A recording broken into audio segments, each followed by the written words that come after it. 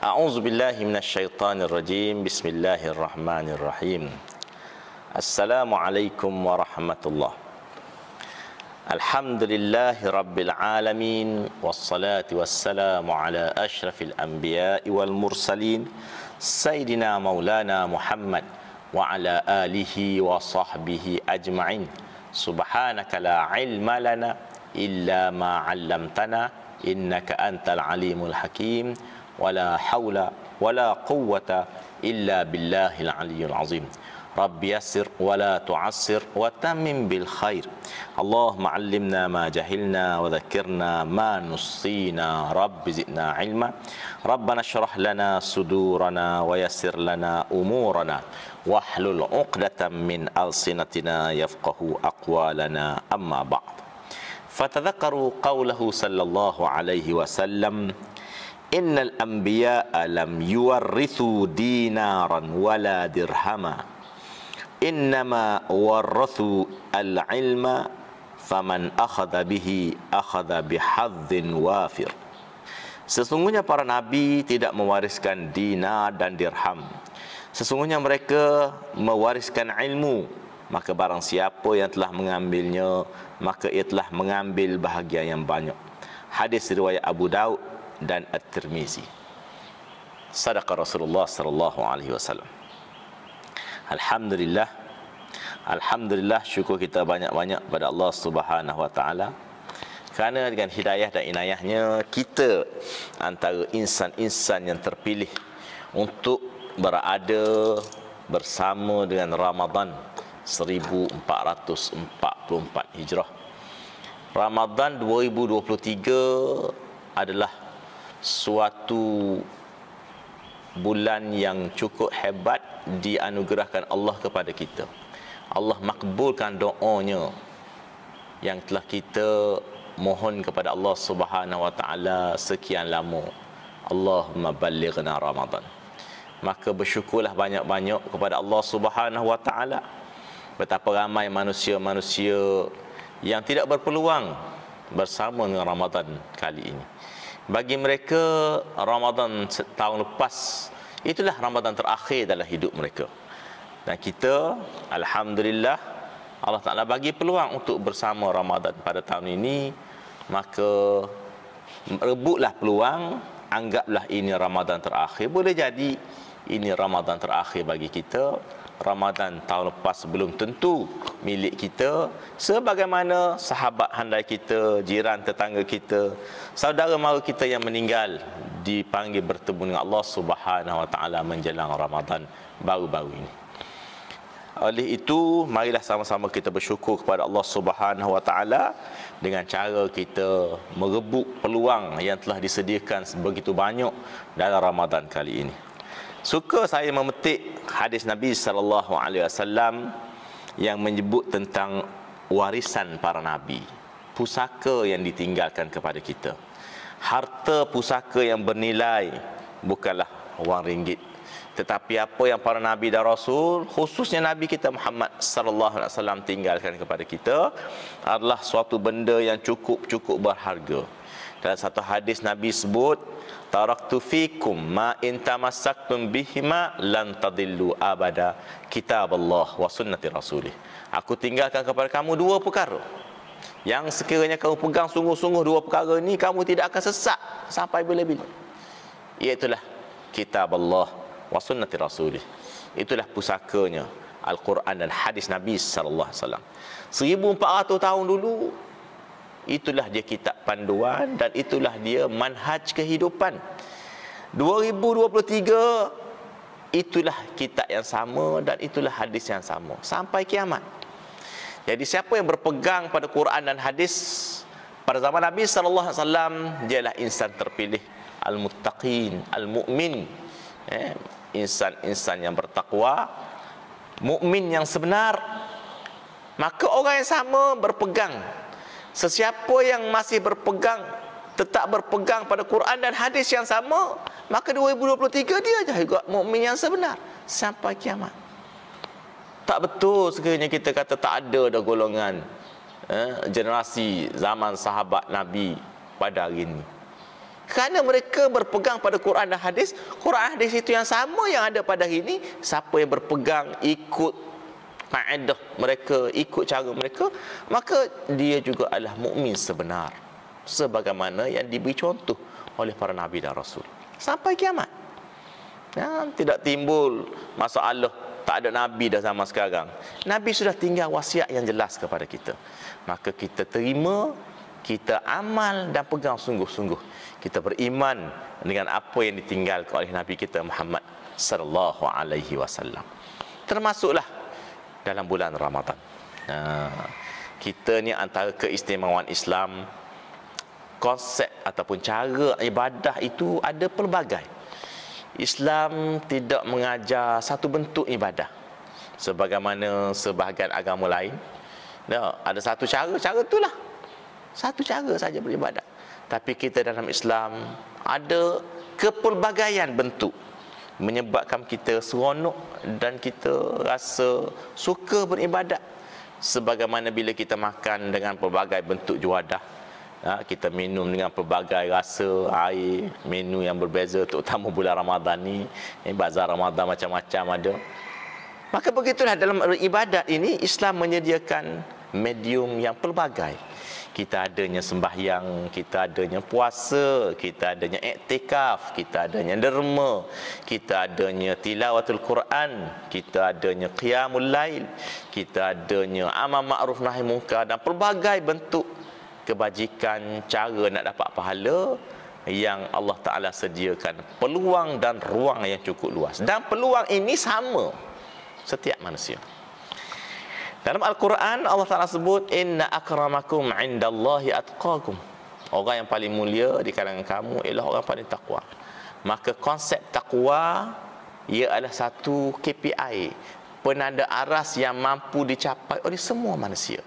Peluang yang diberi oleh Allah Subhanahu Wa Ta'ala sama rata.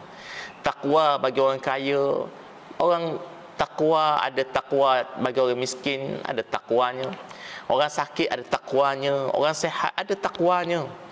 Orang belajar pengajian tinggi ada takwanya, orang yang belajar rendah ada takwanya. Jadi takwa ini suatu indikator KPI atau satu penanda aras yang mampu dicapai oleh semua manusia. Kerana itulah kita dalam pelbagai kondisi suasana kita, jangan kita berputus asa, capailah, ikhtiarlah. Kita boleh pilih medium yang berbeza. Ada orang dia minat semayang, yang semayang wajib 5 waktu je. Semayang sunat, tak macam-macam semayang sunat. Lepas semayang, lepas semayang. Itu minat dia dan dia suka dengan cara semayang. Ada orang tak berapa nak boleh semayang, sakit lutut dah seumpamanya. Maka dia pilih cara lain, berpuasa. Puasa wajib sebulan Ramadan, puasa sunat, Isnin, Khamis, hari putih, Yaumul Abyad, dan macam-macam yang Nabi kita tunjukkan contohnya. Ada orang semayang pun kurang, puasa pun tak minat, maka dia boleh ambil peluang iktikaf, peluang menderma, tolong orang, peluang untuk baca Quran, macam-macam. Yang penting usaha dan ikhtiar itu semua diberi pahala oleh Allah Subhanahu Wa Ta'ala. Innallaha la yudhi'u ajral muhsinin. Allah Subhanahu Wa Ta'ala tidak akan mensia-siakan amalan orang yang berbuat baik. Dia buat sikit boleh pahala sikit, dia boleh buat banyak boleh pahala banyak. Itu peluang yang Allah Ta'ala bagi. Berbalik kepada kita, pusaka Nabi kita Muhammad sallallahu alaihi wasallam di bulan Ramadan ini, banyak sebenarnya contoh-contoh, banyak sebenarnya pesanan-pesanan wasiat dan peninggalan yang Nabi kita Muhammad sallallahu alaihi wasallam berikan. Tunjuk contohnya supaya kita ambil, jadikan panduan dan pengajaran. Sepanjang baginda menjadi Nabi 23 tahun, semenjak berumur 40 sehingga baginda wafat 63 tahun. Sepanjang tempoh 23 tahun itu kita lihat dalam sirah Nabi sallallahu alaihi wasallam.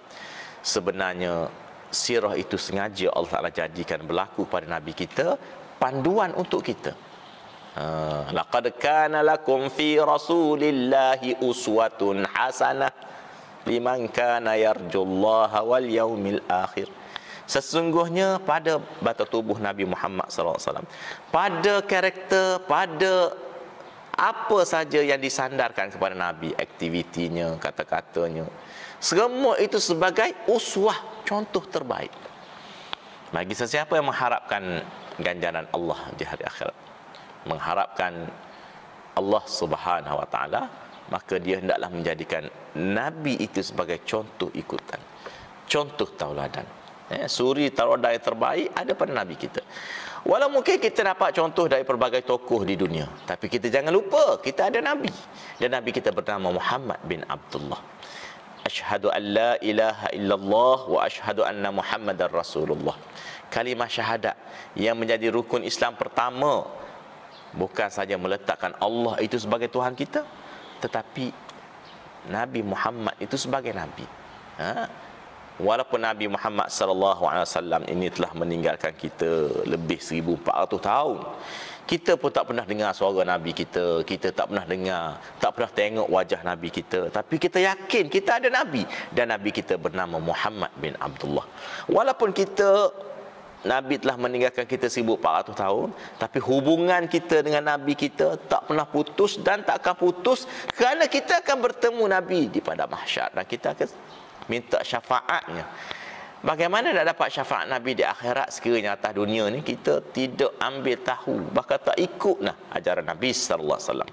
Yang lebih teruk lagi lawan. Apa yang Nabi ajar, apa yang Nabi arahan Nabi, perintah Nabi, dia sanggah, dia bantah, bahkan pertikai, apatah lagi menghina sunnah Nabi sallallahu alaihi wasallam. Orang yang mendapat syafaat Nabi di akhirat, mereka yang awal-awal lagi di atas dunia ini sentiasa berselawat kepada Nabi, sentiasa meniru sunnah-sunnah Nabi, ikut ajaran Nabi sallallahu alaihi wasallam, meninggalkan segala larangan Nabi sallallahu alaihi wasallam. Bayangkanlah suasana kita di padang mahsyar, maka sudah tentu atas dunia ni kita akan berusaha dan berikhtiar. Baginda sallallahu alaihi wasallam seawal baginda hidup di dunia, baginda sudah senaraikan mereka yang tak dapat syafaat. Dalam banyak hadis kita akan jumpa Nabi sebut laisa minna, itu sebagai contoh, bukan di kalangan kami. Antara Nabi sebut laisa minna man lam yarham saghirana wa lam yuwaqqir kabirana. Bukan di kalanganku, bukan di kalangan umatku, Nabi kata, mereka yang tidak menghormati orang yang lebih tua, mereka yang tidak menyayangi orang yang lebih muda. Mungkin kita dengar lafaz hadis ni ayat biasa. Nabi bukan di kalangan kami orang yang tak menghormati orang tua, orang yang tidak menyayangi orang muda. Tapi kesan risiko bila Nabi sebut laisa minna, erti Nabi tak mengaku umat. Kita ingat kita umat akhir zaman ni, umat Nabi Muhammad. Tapi bangun di akhirat, malaikat sebut wahai Rasulullah, ini bukan umatmu. Bagaimana saudara-saudari sekalian? Di mana kita nak mencari perlindungan syafaat di akhirat sekiranya Nabi tak mengaku umat? Nabi nak mengaku umat macam mana atas dunia tak ikut Nabi ajar? Tak. Lebih teruk lagi macam tadi, sunnah Nabi dah ketinggalan, hina dah pula. Sedangkan apa yang Nabi tinggalkan kepada kita, kita kena ingat Muhammad bin Abdullah adalah Nabi kita. Jika Nabi-Nabi sebelum baginda, dia ada syariat untuk umatnya, dia ada sunnah untuk umat dia. Apabila Nabi kita Muhammad SAW diutuskan oleh Allah semenjak 1400 tahun, Nabi kita lahir pada 570 Masihi. Semenjak kelahiran Nabi kita pada 20 April 570 Masihi, maka bermulalah dipanggil Nabi yang dilahirkan untuk umat akhir zaman. Seawal umur Nabi 40 tahun, turunnya wahyu pertama, Iqra bismi rabbikal ladzi khalaq, sebagai tanda tauliyah daripada Allah Subhanahu wa taala atas perlantikan Muhammad bin Abdullah sebagai nabi. Maka bermulalah nabi dan rasul akhir zaman untuk umat ini.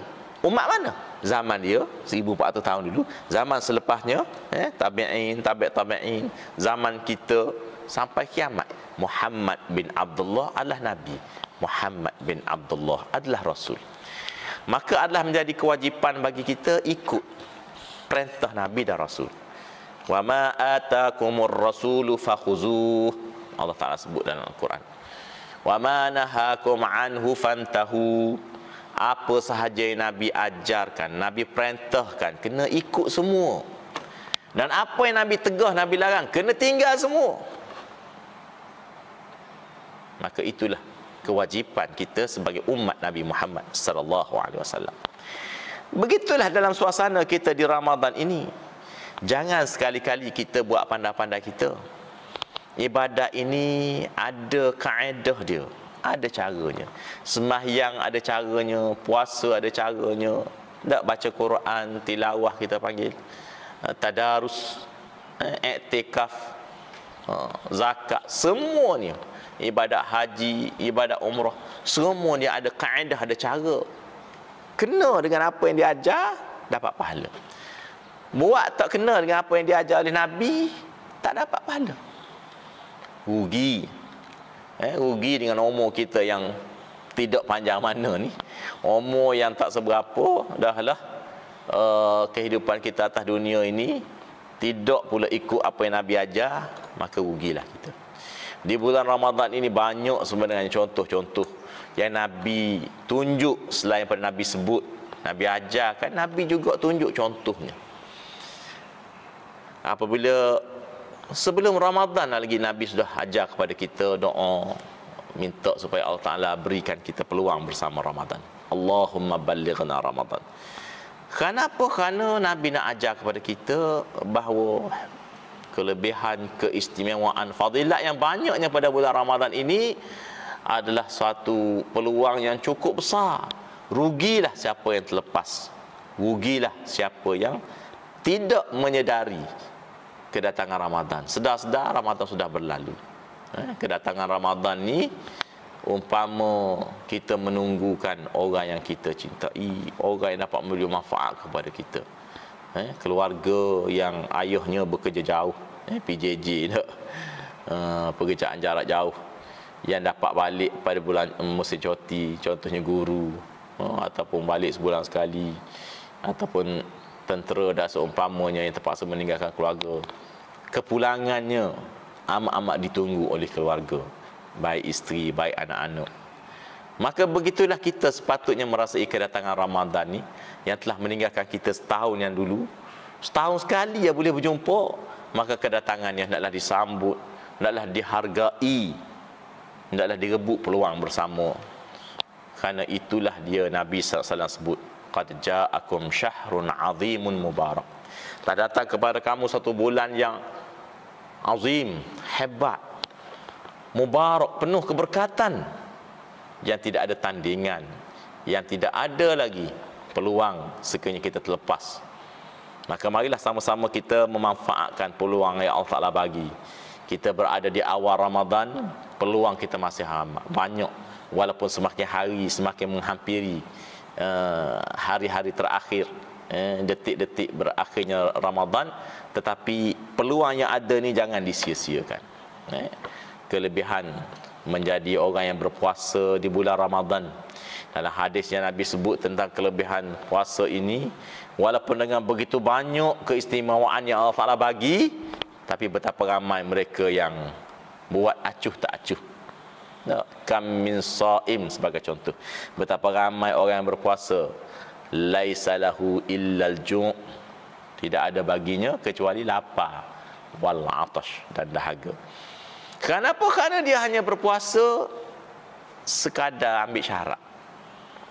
Selesailah masalah kewajipan berpuasa Ramadan, tetapi pahala tak tahu ke mana, apatah lagi penghayatannya terhadap konsep puasa itu sendiri.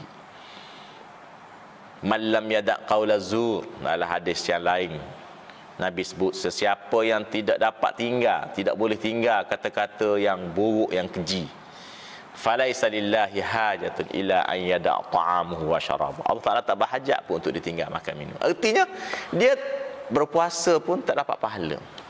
Inilah yang Imam Ghazali sebut dalam Mau'izatul Mu'minin, bagaimana puasanya orang-orang yang awam sekadar berpuasa meninggalkan perkara yang membatalkan puasa, maka selesailah tanggungjawabnya, Tetapi ganjaran pahala itu belum tentu.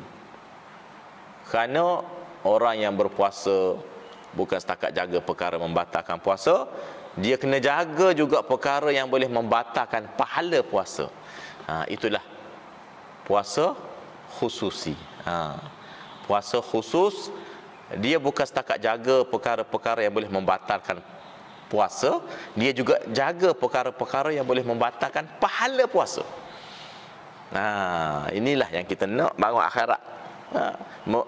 Biar apa panggil, memadai, biar padan, biarlah usaha kita atas dunia ni berpuasa daripada pagi sampai ke petang, dok kuruh sampai kuruh ke diri, biarlah dapat pahala di akhirat.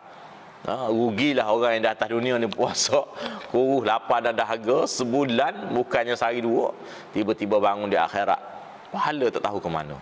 Kerana semua pahala sudah terbatal. Tadilah yang hadis Nabi sebut tadi, qaul az-zur boleh membatalkan pahala puasa. Buat perkara-perkara yang dilarang. Kam min shaim, betapa ramai orang yang berpuasa tapi dalam keadaan berpuasa dia tidak tinggal mengumpaknya perkara-perkara yang boleh merosakkan pahala puasa. Maka sepatutnya seorang mukmin ni bukan sahaja jaga perkara yang boleh membatalkan puasa, dia kena jaga juga perkara-perkara yang boleh membatalkan pahala puasa. Hebat lagi apabila Imam Ghazali buat contoh khususil khusus, mereka yang bukan sekadar menjaga perkara-perkara yang boleh membatalkan puasa, mereka juga menjaga perkara-perkara yang boleh membatalkan pahala puasa, bahkan pemikiran, lintasan hati, benda yang sebenarnya luar kawalan kita, tetapi bila mari pemikiran-pemikiran begitu, maka dia cepat-cepat rujuk kembali kepada Allah Subhanahu Wa Taala, istighfar, bertaubat supaya dia dijauhi dari perkara-perkara yang boleh membawa dia kepada perkara-perkara yang lara, leka, sehingga melalaikan dia kepada Allah Subhanahu Wa Taala. Itulah konsep puasa yang diajar oleh Nabi kita Muhammad sallallahu alaihi wasallam. Inilah pusakanya.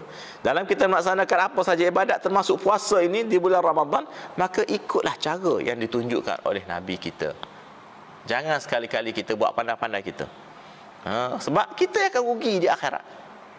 Buat tak kena cara, letih saja atas dunia, akhirat tak ada pahala. Yang penting kita buat ikut Nabi, ikut sunnah Nabi, ikut ajaran Nabi. Sebab itulah bila kita ikut sungguh apa yang Nabi ajar, kita akan dapat sebagaimana generasi terdahulu, golongan salafus soleh. Mereka juga berpegang Quran dan hadis itu.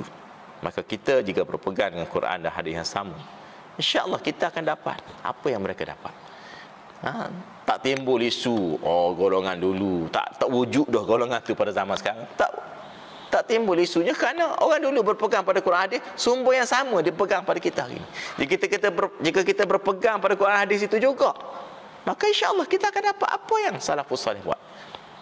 Kita akan dapat dengan nikmat iman mereka, nikmat Islam mereka, kita akan dapat. Yang penting mungkin dalam suasana berbeza dengan perkembangan semasa, tetapi Al-Quran itulah, hadis itulah yang tidak pernah berubah sejak zaman Nabi kita Muhammad sallallahu alaihi wasallam.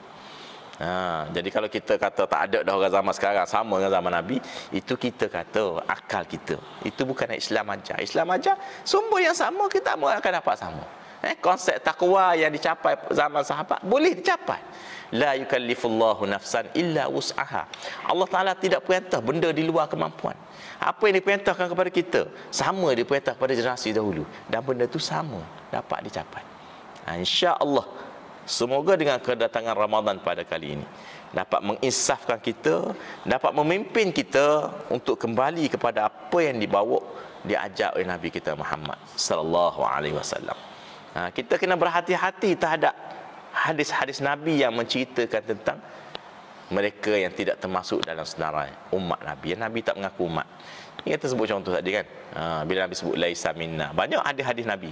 Ketika Nabi masih hidup lagi, Nabi sudah senarai, blacklist siapa yang akan terkeluar daripada senarai umat Nabi Muhammad sallallahu alaihi wasallam.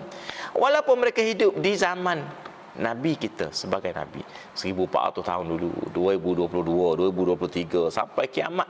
Maka golongan ini walaupun hidup zaman akhir belum tentu jadi umat Nabi Muhammad. Kerana Nabi siap-siap senarai. Siapa-siapa buat benda ni, perkara ni, maka dia terkeluar daripada umat Nabi Muhammad. Laisa minna, Nabi kata. Bukan di kalanganku, bukan di kalangan umatku.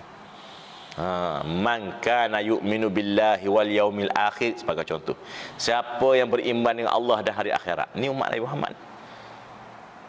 Fal yukrim jarah. Hendaklah dia memuliakan jiran. Orang yang berkelahi dengan jiran, orang yang tidak memuliakan jiran, orang yang bermusuh dengan jiran, terkeluar daripada senarai umat Nabi Muhammad. Jangan main-main. Jiran, benda yang Nabi sebut jelas. Bahkan dalam Islam 3 hak jiran ini kita kena jaga. Sekiranya jiran itu saudara mara kita, adik-beradik kita, maka 3 hak yang perlu kita jaga. Pertama, hakul jiran. Dia sebagai jiran ada hak tanggungjawab yang kita perlu tunaikan. Yang kedua, dia sebagai orang Islam, hakul mukmin alal mukmin. Dia saudara kita, dia beragama Islam, maka kita kena jaga hak dan tanggungjawab. Dan yang ketiga, hakul qarabah wa atidal qurba haqqah. Ada hakul jiran, hakul mukmin, hakul qarabah. Kebetulan jiran kita itu orang yang luar, tidak ada pertalian saudara dengan kita, maka masih ada 2 lagi, hakul jiran dengan hakul mukmin. Hakul mukmin al mukmin, Nabi sebut kan, bila dia sakit kena pergi ziarah, bila ada kematian kita kena pergi sama urus jenazah. Bila apa lagi, idza da'auta fa'ajibhu, bila dia jemput, ada jamuan dan seumpama, kita kena memenuhi jemputan. Ini semuanya hak-hak dan tanggungjawab kita sesama mukmin. Sekiranya jiran kita itu saudara pun tidak, orang Islam pun tidak, orang bukan Islam, masih ada satu lagi hak, hakul jiran. Kita kena jaga hubungan dan tanggungjawab dia sebagai seorang jiran. Kalau dia minta tolong, kita kena tolong. Ini semua ni Islam ajar cukup baik. Bahkan dalam hubungan dengan bukan Islam, Islam ada kaedah yang jelas. Dalam hadis Nabi sallallahu alaihi wasallam, Nabi sebut man adza dhimmiyan faqad adhani. Sesiapa yang menyakiti orang bukan Islam, kafir zimmi, mereka yang berada di bawah naungan pemerintah Islam, faqad adhani, seolah-olah dia menyakiti Nabi.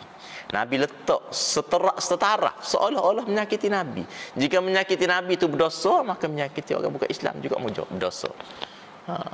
Kerana ini hak dan tanggungjawab dalam Islam. Maka inilah yang ditunjuk oleh Nabi kita Muhammad sallallahu alaihi wasallam. Cukup jelas. Islam rahmatan lil alamin. Rahmat seluruh alam, maka rahmat dia bukan sahaja kepada orang Islam, bahkan orang bukan Islam. Ni yang kita nak sebut contoh. Bila kita berbicara tentang Islam, maka kita ada contoh. Itulah Nabi kita Muhammad sallallahu alaihi wasallam. Al-Quran dia turun kepada Nabi, Nabi sampaikan kepada kita. Nabi bukan sekadar sampaikan, Nabi tunjuk contoh. Sehingga bila sahabat bertanya kepada orang yang paling rapat dengan Nabi, iaitu dah isteri baginda, Sayyidatina Aisyah, bagaimana akhlak, bagaimana tingkah laku Nabi sallallahu alaihi wasallam, maka dijawab, kana khuluquhu al-Quran. Akhlak, perangai, tingkah laku Nabi ni itulah Al-Quran. Ka'anna al-Quran yamshi 'alal ard, seolah-olah Al-Quran yang berjalan atas muka bumi. Itulah Nabi kita Muhammad SAW. Apa yang Allah sebut dalam Quran, itulah yang Nabi buat. Apa yang Allah Ta'ala larang, itulah Nabi tinggal. Ini suatu contoh terbaik. Maka dengan kedatangan Ramadan pada kali ini, marilah sama-sama kita memperbaharui azam kita dan juga semangat kita untuk mengikuti sunnah Nabi kita Muhammad SAW. Sunnah Nabi dalam sembahyangnya, sunnah Nabi dalam puasanya, sunnah Nabi dalam zakat sedekahnya, sunnah Nabi dalam ibadat haji, umrah, sunnah Nabi dalam pelbagai konsep kehidupan, amar ma'ruf nahi munkar. Sengaja Allah Ta'ala pilih Nabi bukan dari kalangan jin, bukan dari kalangan malaikat. Tetapi di kalangan manusia, supaya mudah kita nak ikuti, mudah untuk kita contohi. Apatah lagi kalau kita rujuk sirah Nabi. 23 tahun sebagai Nabi, banyak peristiwa-peristiwa yang berlaku, peristiwa sedih, peristiwa suka, peristiwa perang, tak getir, peristiwa damai. Semua ini sengaja Allah Ta'ala jadikan berlaku dalam hidup Nabi sebagai contoh tauladan, uswah hasanah, contoh ikutan yang terbaik, qudwah hasanah kepada kita semua, supaya kita dapat mencari keredaan Allah, mencari cara hidup yang diradai oleh Allah Subhanahu wa taala. Mudah-mudahan Allah Subhanahu wa taala akan memberkati kita dalam Ramadan ini dan istiqamah kepada kita sehingga di saat kita dipanggil bertemu dengan Allah Subhanahu wa taala. Aqul qawli hadza wa astaghfirullahal azim li wa lakum. A'udzubillahi minasyaitonir rajim. Bismillahirrahmanirrahim. Alhamdulillahirabbil alamin wassalatu wassalamu ala asyrafil anbiya'i wal mursalin sayyidina maulana Muhammadin wa ala alihi wa sahbihi ajma'in. Allahumma ahyina ala sunnati nabiyyina wa amitna ala millati habibina. Ya Allah, Tuhan kami, hidupkanlah kami dengan sunnah Nabi kami. Ya Allah, Tuhan kami, akhirkanlah kehidupan kami dengan cara hidup Nabi kami Muhammad sallallahu alaihi wasallam. Allah masfa'na bi syafaatih. Ya Allah, anugerahkanlah kepada kami syafaat Nabi kami di hari akhirat kelak. Wahsyurna fi zumratih. Ya Allah, himpunkanlah kami bersama dengan Nabi kami di hari akhirat kelak. Allah masqina min haudi nabika Muhammadin sallallahu alaihi wasallam syarbatan haniyatan la nazma'u ba'dahu abada. Ya Allah, bila peluang untuk kami minum air dari kolam Nabi kami dan juga kolam Kautsar yang mana peminumnya tidak akan dahaga selama-lamanya. Allahumma inna nas'aluka minal khairi ma sa'alaka minhu nabika Muhammadin sallallahu alaihi wasallam. Ya Allah, Tuhan kami mohon segala kebaikan yang pernah dimohon oleh Nabi Muhammad sallallahu alaihi wasallam. Wa na'udzubika minasyarri ma sta'adzaka minhu nabika Muhammadin sallallahu alaihi wasallam, dan kami minta berlindung daripada segala keburukan yang pernah diminta berlindung oleh Nabi Muhammad sallallahu alaihi wasallam. Rabbana atina fid dunya hasanah wa fil akhirati hasanah wa qina adzaban nar. Wa sallallahu ala sayyidina Muhammadin wa ala alihi wa sahbihi wa baraka wa sallam. Walhamdulillah rabbil alamin.